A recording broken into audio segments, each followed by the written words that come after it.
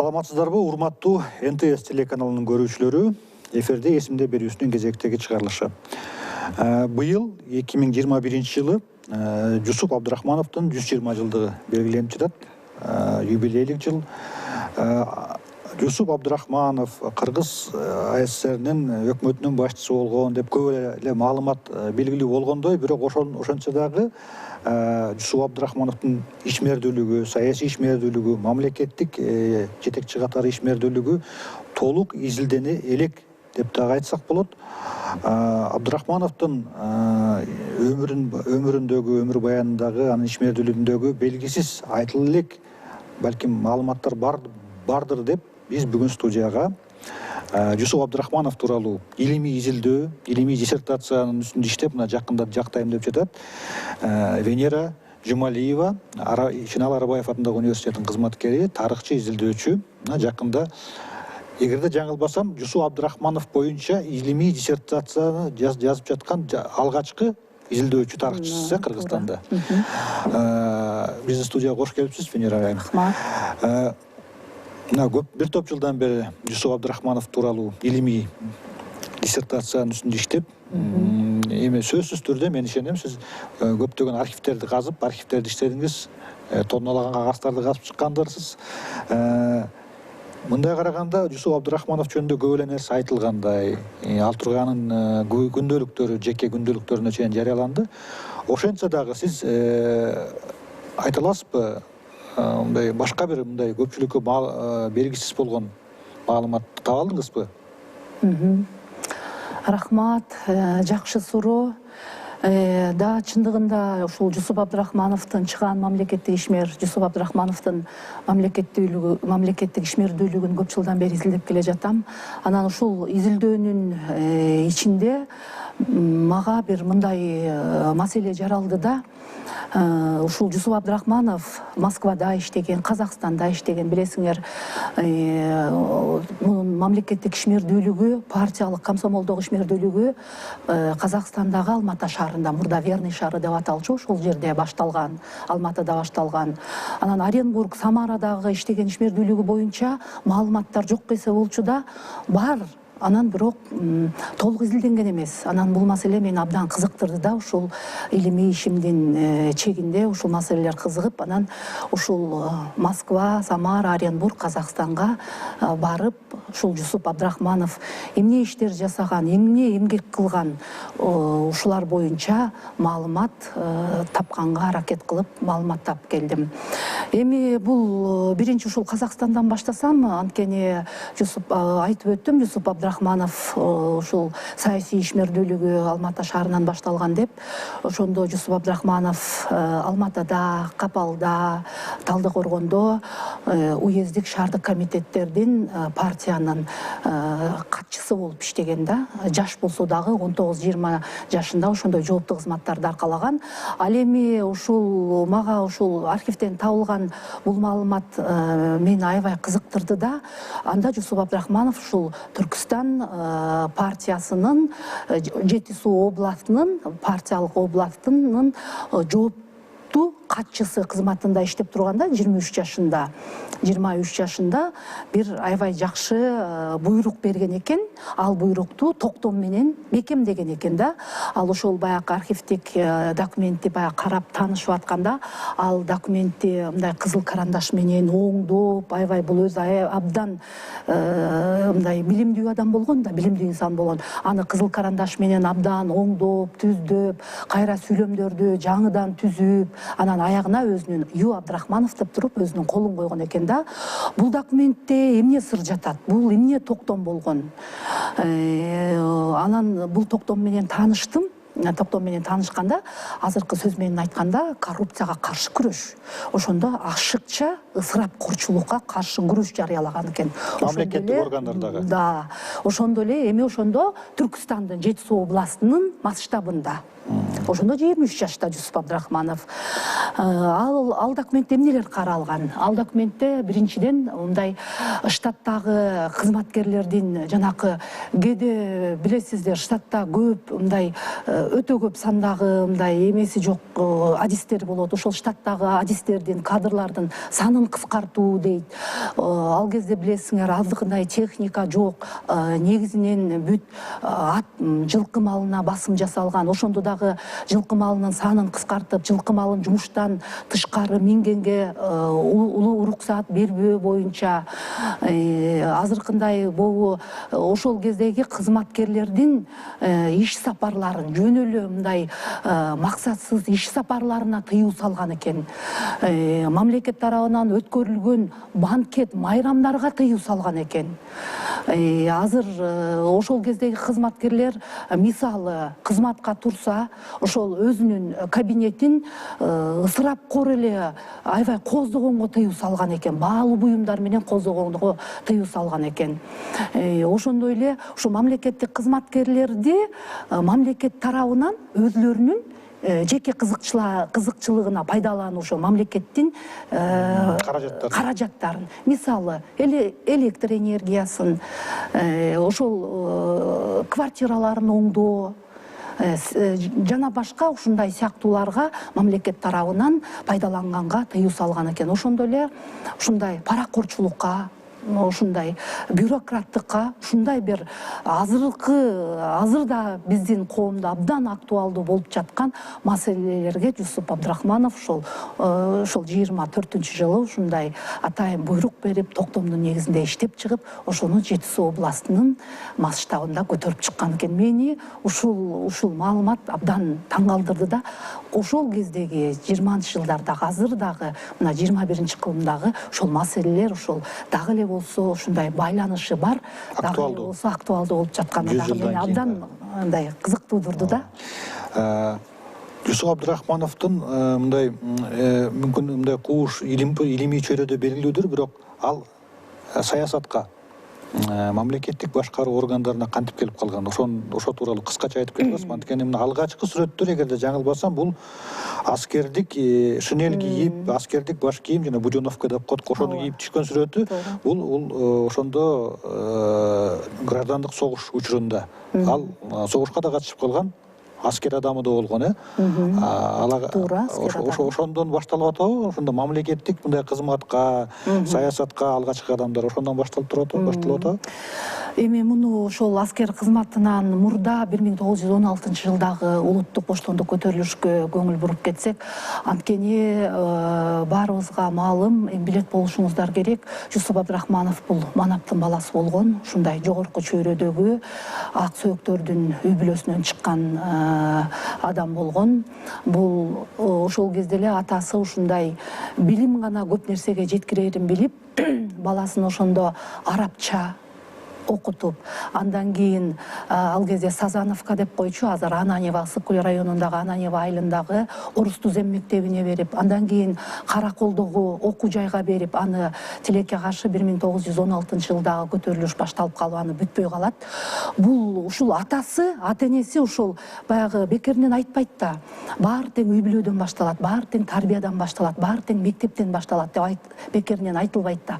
Бул ушул Жусуп Абдрахмановдун ата-энеси дагы ушундай балдарын билимдүү болсо экен, ушундай эл башкарган. Ошондой эле ал киши, бул мындай кишинин автобиографиясын карап отурсаңар, атасы дагы бий болуш болгон, чоң атасы дагы өтөгөн дагы ошондой бир балпан, ошондой бир кызматтарда, жогорку кызматтарда жүргөн адамдар экен да, эл башкарып, журт башында жүргөн адамдар экен да. Анан Жусуп Абдрахмановго да ушундай билим берип, анан 16-жылдагы көтөрүлүштө ушундай бир жайма-жай сонун үй бүлө бат эле бузулуп, Кытайга качып, Кытайдан ушундай эң жакын адамдары болгон ата-энесинен айрылып, бир туугандарынан айрылып, жалгыз Токо деген иниси менен жалгыз томолой жетим калып, бул жашоонун, турмуштун оор капшыгына туш болушат булар.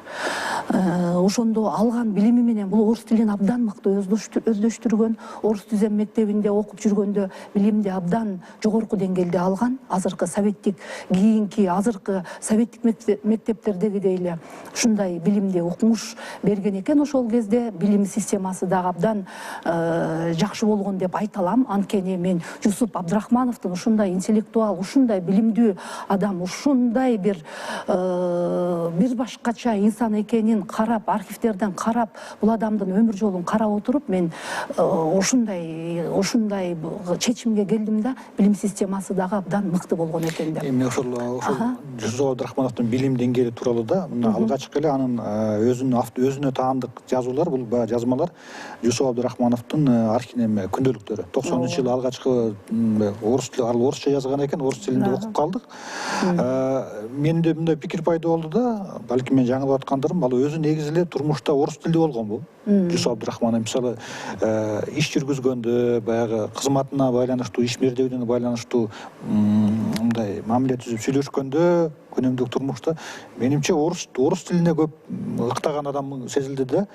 Негизинен баягы кыргызчаны билбейт деп айта албайм, бирок негизинен орус тилин колдонгон адам катары менде пикир калды да. Анткени ал баягы өзүнүн эскерүүлөрүндө дагы өзүнүн оюн билгискенде бүт баары орусча жазылган да күндөлүгүндө. Же мен жаңылып атамбы? Туура, эми мен Жусуп Абдрахмановду туура орус тилин абдан мыкты билген. Жада калса ошо 80-жылдардагы ошол орус тилдүү адистер ушул Жусуп Абдрахмановдун ушул жазган кол жазмалары менен окуп абдан таң калышкан экен. Жоңгору баа беришкен, ооба. Ушундай баа беришкен, таң калышкан. Кыргыз тилинде да бул абдан жакшы сүйлөгөн. Бирок жазмалары сакталбаптыр, жок. Жазмалар эми ал кезде билесиңер да саясат. Бүт совет бийлигинин саясаты, анда көпчүлүк ошол орус тилине абдан басым жасалган, орус тилге басым жасалган. Билесиңер, даже бизде деле биринчи партиянын биринчи катчысы сөзсүз Москвадан келген да. Мен буну мындай сын иретинде эмес, негизи мындай фактын тактык үчүн мындай аны бул эми кандай болсо дагы бул Жусуп Абдрахмановдун сиңирген эмгеги анын инсандык масштабына эч кандай көлөкө түшүрбөйүн деген ниет жок. Жана тактык үчүн да, анткени ошол архивдик, мен билгенден архивдик булактарда өзүнүн күндөлүгүндө ал орусча гана иштеп, мындай жумушчу тили, мындай күнүмдүк турмушта көбүнчө орус тилин колдонгон адам катары мындай таасир калып турат. Ал туура. Анан эми мындай негизи айтайын дегеним, бул жалпыга белгилүү баягы баштан аяк ыраты менен Абдрахмановдун биографиясын айтып отурбайлы, анткени ал негизинен белгилүү расмий биографиясы кандай эмгек жолду басып өткөн. Сиз өзүңүздүн ошол илимий изилдөөлөрүңүздү жүргүзүүдө, архивдер, документтерди менен таанышууда кандай кызыктуу маалыматтарды чыктыңыз? Анткени сиз илимий изилдөө жүргүзүп жаткандан кийин Абдрахманов жөнүндө алгач Кыргызстанда илимий изилдөө кайсы маалымат көпчүлүккө белгилүү, кайсы маалымат сиз үчүн жаңылык болду, билесиз да, эл үчүн? Ошол тууралуу айтып берсеңиз. Дагы ушуларды тил жөнүндө сүйлөшүп калдык. Тил жөнүндө ушул Москвага барганда Россия социалдык саясий мамлекеттик саясий архивинде, РГАСПИ деп коет, ушул Москвадагы архивде ушул Жусуп Абдрахманов өзү 1933-жылы 29-июлда кадрларын жанагы эсептик өзүнүн анкетасына толтурган экен. Кайсы тилди билесиң дегенде, ошондо Жусуп Абдрахманов орус тили, кыргыз тилинен тышкары немец тилин, уйгур тилин, өзбек тилин, ал эми бул Алматыдагы тапкан архивде казак, татар тилин мыкты билем деп. Ошондо мен баш аягы санап чыктым. Санап чыкканда Жусуп Абдрахманов баягы өз оюн түшүндүрө алган, окуй алган, сүйлөй алган, айта алган, которо алган, ошентип отуруп 8 тилди билген экен. Бул киши 8 тилде билген экен. Ошондуктан билесиңер, ушул перс тилин да билген экен. Ушул перс тилин билгендиктен, ушундай көп тилдерди билип, орус тилин мыкты өздөштүргөндүктөн, баягы 1925-жылы дипломатиялык иш менен азыр Иран Ислам Республикасы, ошол ал кезде Персия деп аталчу, 25-жылы ошо Персияга дипломатиялык сапар менен, дипломатиялык иш менен дагы ошол Персия мамлекетинде болгон. Абдан бул тышкы иштер СССРдин тышкы иштер министрлиги тарабынан жиберилген. Бул да абдан жооптуу, чоң жоопкерчиликтүү миссия. Ошондо өзүнүн ошол анкетасына толтурганда, мен ошол жактагы партиянын ячейкасын текшерүүгө жана экономикалык соода байланыштарды карап, ошолорду текшерип барып келдим деп айтат да. Мен просто мындан эмнени айткым келип атат, ушул жаңылык тапканым, ушул сиз орус тил боюнча да берип калдыңыз. Туура, Жусуп Абдрахманов өзүнүн бүт эмгек тилектерин, бул абдан көп макалаларды жазган. Мен бир макаласын таптым, принципиальная беспринципность деген, ушундай принципсиз адамдар жөнүндө уш макала жазган. Азыр ал принципсиз адамдар азыр биздин коомдо деле кездешет. Ошондо именно Жусуп Абдрахманов принципиальная беспринципность деген макаласында бир партиядан экинчи партияга, үчүнчү партияга макулдук болуп, ушундай бир көз карашын өзгөрткөн туруктуу эмес адамдар жөнүндө жазат да. Анан бул киши ошол макаласында орус тилинде укмуш мыкты жазып, анализ жүргүзгөн. Андан тышкары жана атап өттүм, ушул эки архивден, Россиядагы, анан Казакстандагы архивден Жусуп Абдрахмановдун ушул 8 тил билгендиги жөнүндө маалыматты тапкан мен үчүн дагы аябай бир чоң кызыгууну жаратты да. Анан ошондой эле ошол Россиядагы архивден, мисалы Жусуп Абдрахманов, билесиңер, 1926 жылы 25 жашында Москвада, ошол Кремльде, борбордук комитетте инструктор болуп иштеген. Ал жөнүндө инструктор болуп иштеген деген эле маалымат бар. Башка маалымат жок. Мен ошол кандай дейсиңер? Канча убакыт иштептир? 1 жылга жакын. 1 жылга жакын, 9 ай иштеген, 1 жылга жакын. Анан ошондо эми мен ушул дагы аябай кызыктырды. Жусуп Абдрахманов бул уюштуруу бөлүштүрүү бөлүмүндө иштеген инструктор болуп, эмне кызмат аткардык, эмне иш жасадык экен деген аябай ушундай маселе жаралып, ошол бул ишти ачканга аракет кылдым. Ошондо Жусуп Абдрахманов уюштуруу бөлүштүрүү бөлүмүндө, борбордук комитетте, бул бөлүмдө 4 топ группа иштечүкен.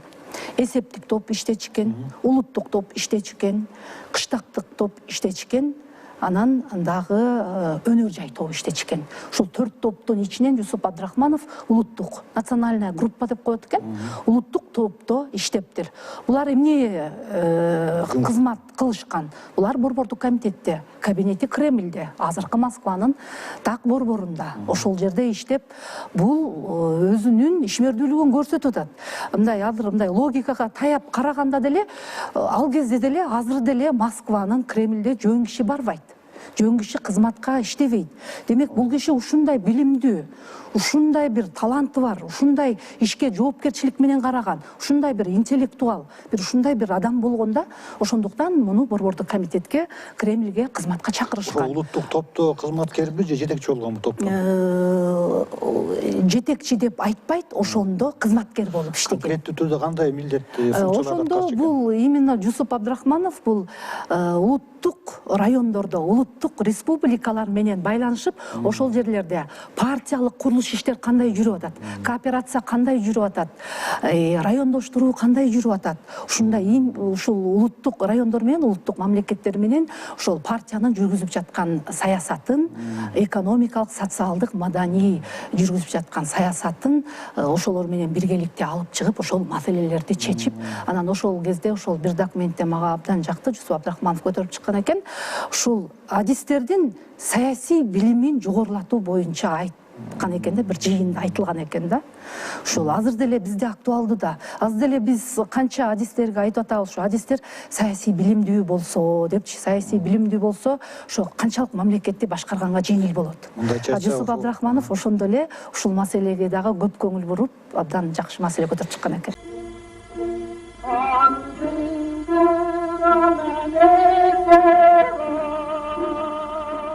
Кийинки советтик эквиваленттерге такасак билбейм кандай болот, бирок бул баягы улуттук топ болсо, баягы орусча айтканда национальный окраины деген түшүнүк бар эле илгери Советтер Союзунда өзгөчө большевик, ошол баягы Кавказ, Закавказье, Борбордук Азия, Түркистан болчу да. Ошол советтик Россиянын четки национальный окраины ошол жактын куратору болгон экен десе болот экен да. Ошол жактагы партиялык курулуш, партиялык ишмердүүлүктүн көп мындай көз салып турган. Эми куратор деп деле айтпа Эми куратор кылуучу бөлүмдө топто иштеген экен. Жооптуу кызмат болгон да, Жусуп Абдрахмановдун жооптуу кызмат болгон. Ал жакта андан ошо топто иштегенден тышкары конкреттүү бир чечим, бир иш кылганы тууралуу маалымат алган жоксузбу? Эми 1 айга жетпеген убакыт иштептир. Анан жаш 25 жаштагы ошол 1 жылга жетпеген убакыт иштептир. Анан ушундай 25 жаштагы адамдын ушундай ал кездеги бул абдан өтө маанилүү маселелер болгонда ушул советтик мамлекеттин ушул советтик саясаттын эң маанилүү, эң опурталдуу, эң чоң маселелери болгон. Ошол маселелерди бул ушул Казакстан, Өзбекстан, Тажикстан, Түркмөнстандагы ушул улуттук партиялык ишмерлер бирдикте ишке ашырып, чогуу бирдикте иш алып барып турганда, бүт отчет берип борбордук комитетке кандай иш алып барып атат, кандай иш жүрүп атат, кандай деңгээлде иш кетип атат, ошол боюнча бүт борбордук комитетке отчет берип турган. Анан ошол Москвада борбордук комитет иштегенден кийин Персияга кетип атабы дипломатиялык кызматка? Ага чейин барып келди. Ага чейин дагы Ташкентте иштеп жүргөндө, Ташкентте Орто Азиялык бюродо уюштуруу бөлүмүнүн башчысынын орун басары болуп турганда Персияга барып. Персияга барды деп сиз айта баштаганда мен ишенгем, бир жаңы маалымат, кызыктуу бир маалымат айтылабы деп. Бирок баягы ал жактагы партиялык ячейка, анан ал жактагы баягы соода экономикалык ишмердүүлүк неме алаканы күчөтүү, өрчүтүү деп эле айтылып калды да. Бирок айтылып жүрөт мындай расмий эмес. Бул баягы жөн эмес, бул баягы дипломаттар сөзсүз түрдө бул экинчи алардын милдети бул чалгынчылык болгон депчи. Анткени ал жакка чет өлкөгө, Персияга бул стратегиялык багыт азырга чейин. Бул мисалы азыркы Россия үчүн деле Персия, азыркы Ирандын стратегиялык аймак. Жөн адамдарды жөн эле жөнөтпөйт да. Бул эми баягы андан башка маалымат таба алган жоксузбу? Бул баягы чалгынчылык, абдан маанилүү дипломатиялык тапшырма менен барган деп да айтылып жүрөт да. Ушул тууралуу маалымат аз. Мен ойлойм да, эми ошол Иран Ислам Республикасына барыштын өзү эле уже дипломатиялык сапар. Ал убактагы Персия. Ал учурдагы Персия мамлекетине баргандын өзү эле уже дипломатиялык сапар, уже дипломатиялык иш менен барып атат. Бирок өзүнүн баягы биз факт менен сүйлөгөндө ошол өзүнүн ошо анкетасында ушинтип айткан экен да. Ошол соода, экономикалык соода чарбаларды өзүнүн оозунан айтылган гана маалымат бар. Өзүнүн оозунан айтылган маалымат, ошону текшергени бардым деп. Андан башка маалымат таба жокпуз. Анан Кудай буйрса эми келечекте балким Иран мамлекети менен биргеликте балким бир жакшы тарыхый маалыматтар ачылат деген жакшы оюбуз бар. Эми ал тууралуу маалымат сөзсүз бар болуш керек, бирок алар баягы өзгөчө бир мекемелердин өзгөчө бир терең архивтеринде сакталып турат болуш керек да. Аларга кол жетпейт азырынча. Миржан, билесиңер, ушул архив менен иштешкенче канча деген документтер өзгө совершенно секретно, өзгөчө мындай ачылганга болбойт канча документтерди биз колго ала алган жокпуз. Ушундай бир архивдик документтердин бир өзүнүн ушундай оордугу бар да, баарын эле биздин колубузга бере бербейт. Жусуп Абдрахмановдун өзүнүн эскерүүлөрүндө, өзүнүн күндөлүктөрүндө айтылып, ошодон байкалып турат. Ошондо эле баягы партия ичинде группировкалар, топтордун тиреши. Худайкуловчулар менен мамилеси, мисалы Худайкулов менен Бабаханов ошолор менен тирештери болгон тууралуу ачык эле айтылып турат. Ошол тууралуу архивдик документтерди, ошол эме ОГПУ, ГПУ же НКВД болобу, ошолордун документтерин же партиялык органдардын көзөмөлдөөчү контрольная комиссия деп койчу эле го ал убакта. Алардын бир документтеринде ошол конфликттер, тирешүүлөр мындай фиксацияланып, сакталып, айтылып калыптырбы? Мен мисалы ошо Москвадагы тапкан документтердин, архивдик материалдардын, маалыматтардын арасында бул топтук күрөш боюнча бар. Топтук күрөш боюнча ошол жерде сакталып калган. Аны ал Жусуп Абдрахманов бул топтук күрөштү өзү өтө Кыргызстанды канча бир жылга артка таштаган кесепет деп айтат да. Күндөлүгүндө деле, өзү деле Сталинге жазган катында деле туура ал кезде баягы Кыргыз Республикасы, Кара Кыргыз автономия область болуп жаңы түзүлгөндө бул топтук күрөш абдан күч алган да, абдан күч алган. Именно ушунда өзүнчө область түзүлөбүз деп турганда топтук күрөш ушул кыргыз кызматкерлерин ичинен эле эки топко бөлүшүп алышып, Сыдыковчу, Абдрахмановчу, анан Кудайкуловчу, Бабахановчу болуп алып, бирөөлөрү область түзөбүз десе, бирөөлөрү түзүлбөйбүз, Казакстанга кошулабыз деп, ушул боюнча эле абдан топтук күрөш жүргөн да. Бул боюнча маалыматтар сакталган. Кыргыз тарыхында деле азыр деле абдан көп кездешет. Ал тилекке каршы ошо Жусуп Абдрахманов өзү айтат да, ошондо ушул кийин өкүнгөн да жери бар. Ушул көп убакытты ушундай топтук күрөш менен өткөргөн экенбиз. Кыргызстанды канча бир жылга артка таштаптырбыз, Кыргызстандын өнүгүүсүн деп. Чындыгында топтук күрөш Кыргызстандын өнүгүшүнө өзүнүн абдан терс кедергисин тийгизген. Анан тилекке тилекке каршы ал чындык моюнга алыш керек. Жусуп Абдрахманов ал өзү тирүүсүндө эле моюнга алган аны. Ошондо мына Кудайкулов, Бабахановду айтылып жүрчү, бирок Сыдыковчу дегендерди мен укпап турмун, балким. Кадимки Абдыкерим Сыдыков аны менен да тирешип болгонбу? Абдыкерим Сыдыков, Жусуп Абдрахмановдор бир топто болгон. Кудайкулов, Бабахановдор экинчи бир топто. Ошондой болуп көрүшчү. Сыдыков менен эч кандай тирешүү болгон эмес? Жок. Сыдыковду наоборот устатым деп айтат. Андан көп ал эми Жусуп Абдрахмановдон улуу тажрыйбалуу адам болгон.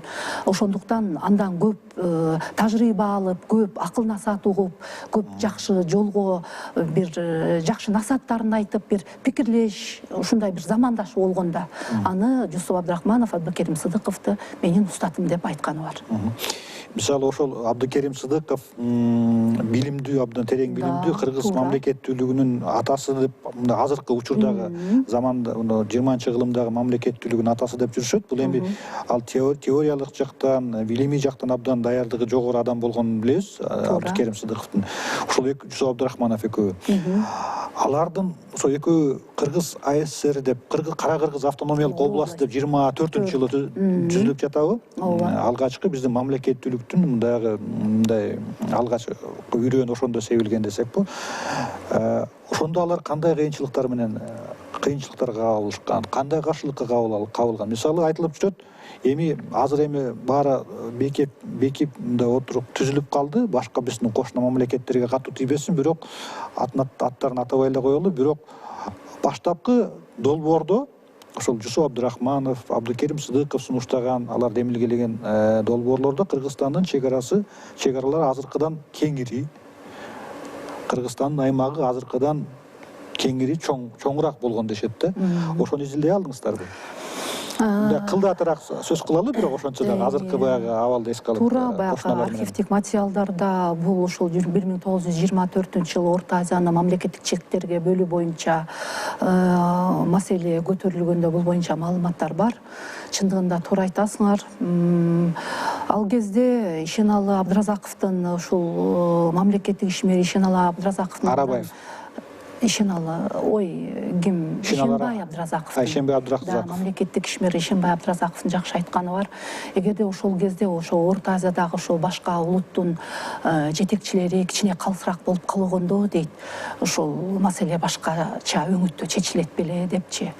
Чындыгында эле ал кезде ушул өзбек, казак туугандардын ошол кездеги мамлекеттик кызматкерлер, ошол мамлекет башында тургандар мындай калыстык менен мамиле кылганда, чындыгында ушул Сыдыков, Жусуп Абдрахманов, Ишеналы Арабаев ушундай өз алдынча эркин көз карандысыз мамлекет түзөбүз деп ушундай бир жакшы маселени көтөрүп чыкканда, ушул жактагы кызматкерлер чындыгында бут тосуп, абдан бут тосуп, мындай чоң оорчулукту жаратышкан. Тоскоолдуктарды жаратышкан. Анткени алар ушундай кыргыз деген улутту көргүлөрү келген эмес.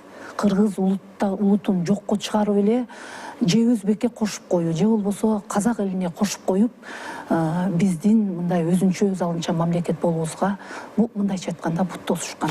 Эмнеге андай болгон? Бут тоскону бир түшүнүктүү, белгилүү. Бул баягы атаандаштык, аймакташуу, бул эми тарыхта болуп келген нерсе. Эмнеге мисалы биздикилер ошол кошуна, башка кошуна республикалардын менен тең ата сүйлөшө алган эмесми? Анткени алар деле бизге окшогон, эми аймагы чоң болсо болгондур, бирок алар деле статусу боюнча бизде эле союздук республика же автономиялык республика болгондо, эмнеге алардын сөзү Москвага өтүмдүүрөөк болгонбу?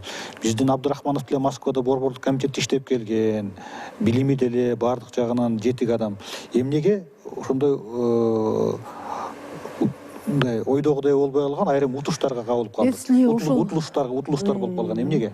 Эми ошол кездеги мындай тарыхый документтерди карасаңар, билесиңер, ошондо Орто Азияда ушул эң негизги борбор Ташкент шаары болгон. Анда бүт өзбек казактар, негизги калктын негизин өзбек менен казактар түзгөн.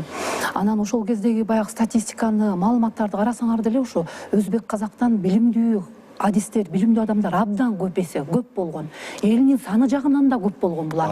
Жеринин территориясынын мындай генендик жагынан да булар көбүрөөк болгон. Булар бардык жагынан мындай бизден мындай эмерек болгондо көп болгон. Өнүгүп кеткен. Анан дагы жакшы ушул Абдыкерим Сыдыков, Шенал Арабаев, Жусуп Абдрахмановго окшогон инсандар ошолордон кем калышпай, ошол улуу адамдардан кем калышпай, ошо кыргыз элинин таламын талашып, тетиги Москвадагы Кремльде чоң жыйындарда ошол кыргыз элинин кызыкчылыгын талашып, ушундай кыргыз деген улут бар деп, ошол адамдар ушундай биз үчүн күрөшүп, өзлөрүнүн ушул керт башын ушул мамлекеттүүлүк үчүн курмандыкка сайышкан.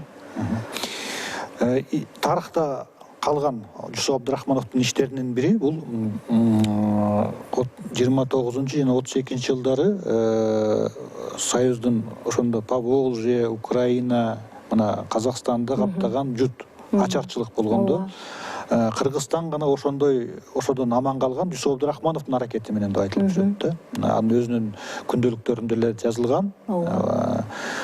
Ошондогу документтер, ошондогу чечимдер, ошондогу баягы буйруктар менен тааныша алдыңыздарбы? Ооба, ал белгилүү Жусуп Абдрахманов мен кыргызстандыктарды ачка калтырбайм. Аны үчүн керт башы менен жооп берсем дагы, өмүрүм менен жооп берсем дагы деп каршы чыкканда, ошондо ким, кайсы орган, кайсы жетекчи союздук деңгээлдеги тарабынан Жусуп Абдрахмановго каршы аракеттер, чечимдер, көрсөтмөлөр болгонун биле алдыңызбы? Эми бул саясий айып башталган, билесиңер, эми 1933 жылы ушундай жанагындай ошол резервдеги эгинди ушул ачарчылыктан ушул ачка калган элди сактайм деп резервдеги эгинди элге таратып, канча деген казак, кыргыз элдерин сактап калды.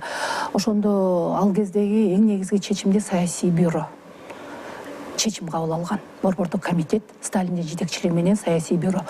Бардык бийлик ал кезде саясий бюродо болгон. Анан саясий бюродон контролдук комиссия, анан жана башка ички иштер эл комиссарлар совети, азыркыча бизче ички иштер министрлиги, ошолор анан көзөмөл жүргүзүшкөн.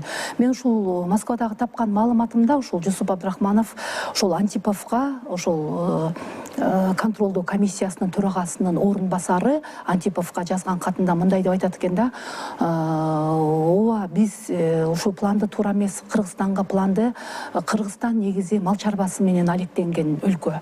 Анан ушул эгинди бизге туура эмес, жогорулатылган деңгээлде берип атат деп биз макул болбой, анан ушундай биз ач болгон элге эгинди тараттык, туура эгинди биз Москвага жөнөткөн жокпуз деп анан ошондо бир жакшы айтканы бар экен да: мен абдан ушул элимдин, кыргыз элимдин түзүлүшүнүн кыйрап баратканын көрүп жаттым дейт. Ошол учурда көрүп жатып, анан өзүмдүн улутчулдук сезимим аябай ойгонуп кетти окшойт дейт да. Ошо элимди аядым деп ушундай аябай ушул катында ушинтип жакшы жазган экен да.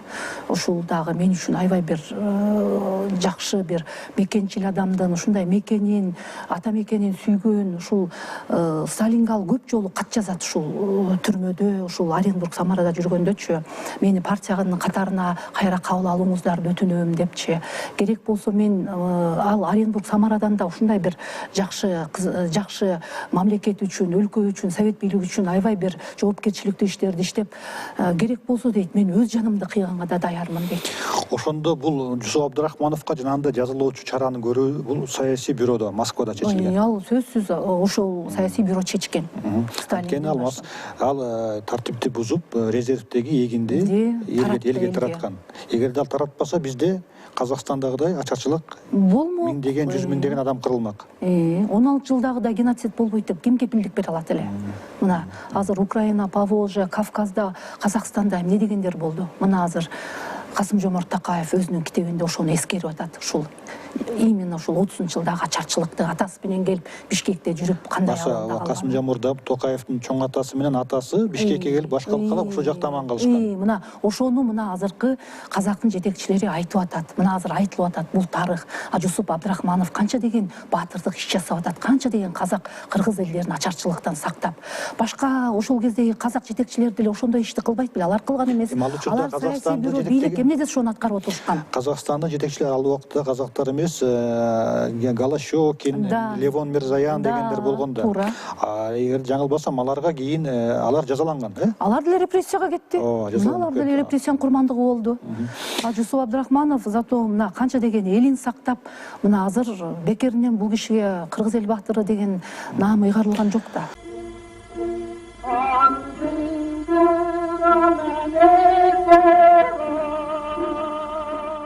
Кийин ошол жаза катары ал Оренбургка Кыргыз АССРнин эл комиссарлар кеңешинин төрагалыгынан түшүп, Оренбургка сүргүнгө, ачыгын айталым да, азыр саясий сүргүнгө айдалып отурат. Кайсы кызматка барып жатат? 33-35 жылдан Самарада ошол айыл чарба секторунда иштейт. Айыл чарба секторунда. Бул областтык губерниялык кандай? Ал учурда кандай эле административдик аймактык бөлүнүү? Областтык деңгээлдеги жетекчи болгонбу мындай ошондо? Областтык деңгээлдеги, Оренбург областында. Областтык деңгээлдеги Оренбургда дагы, Самарада дагы ошол жер иштери бөлүмүнүн башчысынын орун басары кызматында, ошол мал чарбасы боюнча бөлүмдүн башчысынын орун басары кызматында иштеген. Ошондо Оренбургтан, Самарадан дагы борбордук комитетке, Сталинге кат жазып жатыптыр. Сиз биле алган жоксузбу ошол Москвадагы архивде, Россиядагы архивтерде мүмкүн ошол жеке Сталиндин мамилеси кандай болгон деген бул маалымат таба алган жоксузбу? Анткени Сталин өзү мындай эс тутуму жакшы, абдан баамчыл, камкор болсо дагы, зөөкүр болсо да, бирок билимдүү, кадрларды баалай билген адам болгон деп айтып жүрүшөт. Жеке Абдрахмановго болгон мамилеси тууралуу ага берген мүнөздөмөлөрүн таба алган жоксузбу? Сталиндин болобу, кимдин болобу? Сталиндин. Ага берген мүнөздөмөлөрдү таба алган жокмун, бирок мындай ошол Сталиндин мындай көз карашынан, Сталиндин ошо жасаган мамилесинен улам баамдасак болот. Жусуп Абдрахманов кызматтан алгандан кийин эле муну дагы деле болсо жооптуу кызматка Самара, Оренбургка кетирип ачат. Баалуу адис кадр. Как ал деген абдан баалуу адис болгон. Баалуу адис. Ошондо да областтын деңгээлиндеги жооптуу кызматтарды берип атышат. Мал чарбасы боюнча. Ал кезде мал чарбасы абдан чоң роль ойногон. Эми ал Оренбург, Самара областтарынын аймагы Кыргызстанга тете болгондо, масштабтары ошондой эле болгондо, туурабы? Кыргызстандын аймагына. Ошондой жооптуу кызматтарды берип атат. Дагы мүмкүнчүлүк берип атат. Ал өзүн көрсөтүп атат. Ошол кезде иштеп жүргөндө мен ошо Оренбургдагы архивден таптым. Ошондо ал өзүн аябай үлгүлүү алып жүрүп, ушундай жоопкерчиликтүү кызматтары, эмгеги үчүн ал ошол бир 300 рубль, ошол кездеги 300 рубль, если жаңылышпасам, эгерде жаңылышпасам, ошондой сыйлык менен сыйланган экен Оренбургда. Өзүн дагы ошол жерден мыкты адис катары көрсөтө алган, кадр катары ошол жерден дагы көрсөтө алган экен.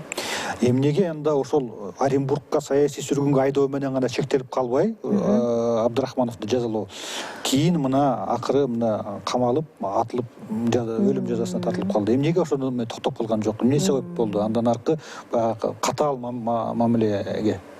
Бул ошол кезде мен Натансон менен акыркы жолугушуу деген бир ошол эмеди таптым, маалымат таптым. Ошондо Жусуп Абдрахманов ошол кездеги Шахрай, Керабкомдун биринчи катчысы Шахрай менен Октябрь революциясы деген корабльди шефке алып түшкөн Кыргызстан. Ошондо Москвада бир жыйын өтүп, андан ары ошо Ленинградка барышат. Ленинградка барып, анан бул ошол Натансонго жолугуп келүүнү ойлойт да. Натансон ким эле? Натансон бул ошол идеялаш революциядагы идеялаш досу деп айтсам болот да. Пикирлеше. Кызматта болгонбу ал учурда? Ал учурда ал уже кызматтан алынып, кылмыш иши козголуп аткан. Анан ошондо бул Натансонго жолугайын деп барып, анан өзүнө жолугуп калат. Анан ал сурайт: "Чын эле сен ушундай троцкистик уюмда турдуң беле, ушундай уюмду колдодуң беле?" дегенде "Жок" деп айтат. Анда ал ошо Натансонго ушундай жакшы бир кеңешин берген экен. "Анда сен кандай болгонуң болгондой, сен Иосиф Сталинге кат жазгын. Болгонуң болгондой кат жазгын" деп ошо акыркы жолу Натансонго ошондо жолуктум деп. Мен Натансонду эмне себептен айтып атам? Ошол күндөлүк ушул Натансондон табылган. Жусуп Абдрахманов бул өзүнүн фундаменталдуу тарыхый күндөлүгүн ошол Натансонго берген. Ошо баягы тинтүү учурунда ошол Натансондон күндөлүк күндөлүк Жусуп Абдрахмановдун күндөлүгү табылып, кандайдыр бир жол менен ал Иосиф Сталиндин колуна тийген.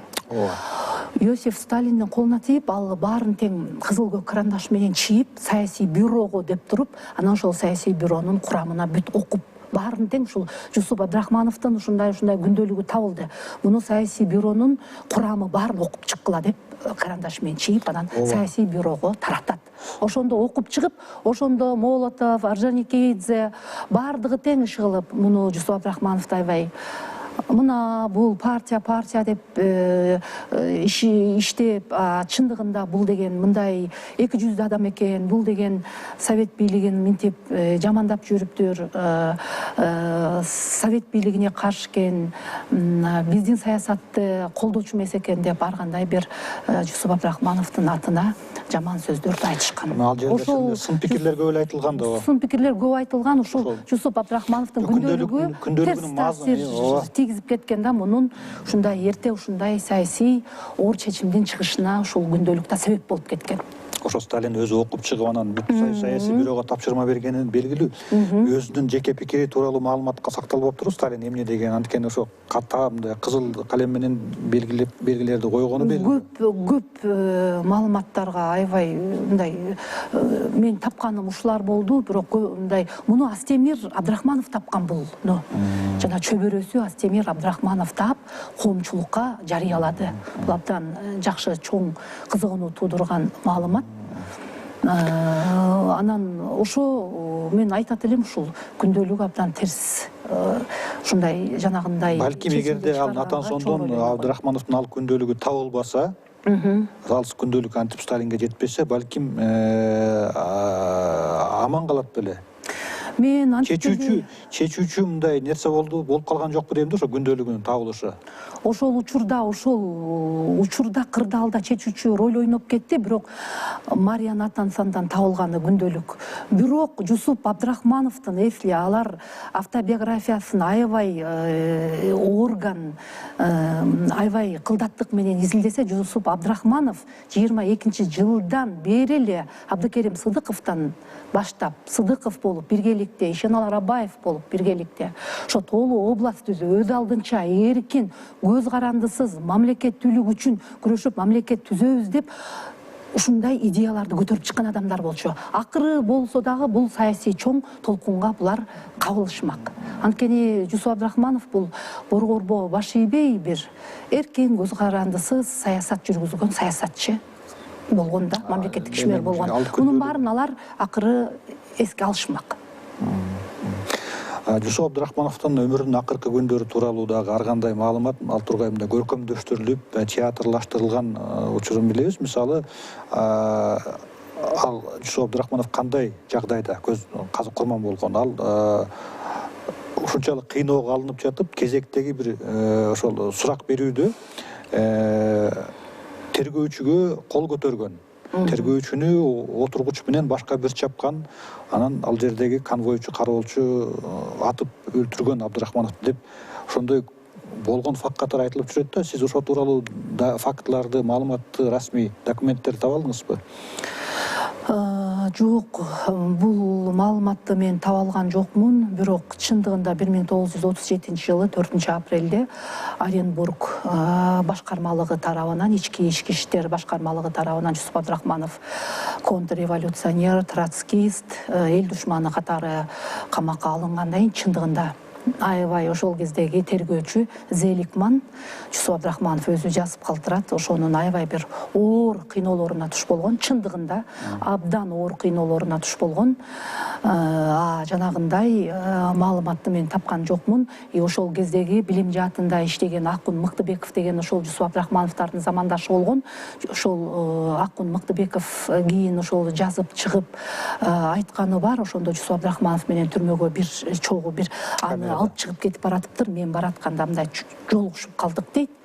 жолугушуп калдык дейт. Анан ошондо ушул аябай бети башы кан, мындай ушундай оор запкы көргөнү көрүнүп турду дейт. Анан ошол кишинин айтуусу боюнча ошол түрмөдөгүлөр да абдан кыйнашкан экен. Даже бир кишинин айтканы бар, ошол фашисттик Германияда да мындай кыйнабаса керек деп, ошол баягы аябай өжөр ошол маалыматты айтпагандарды ошол контрамарка жанагы мештин эшигин ачып, ошол жака баштарын салышып, эшикти коюп туруп, колдорун коюп туруп, бычырата колдорун сындырышып, ийне менен тырмактарын сайышып, ушундай бир адамчыдагысы оор кыйноолорду жасашкан.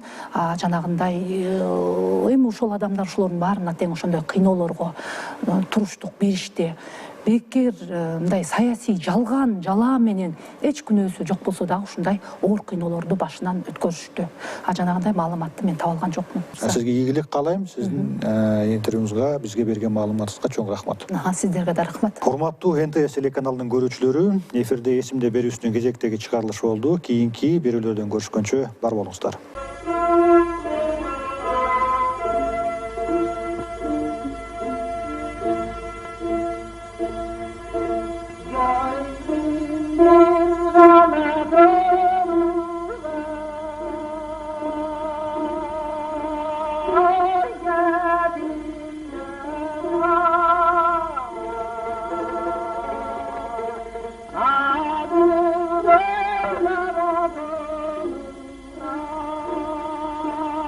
Oh,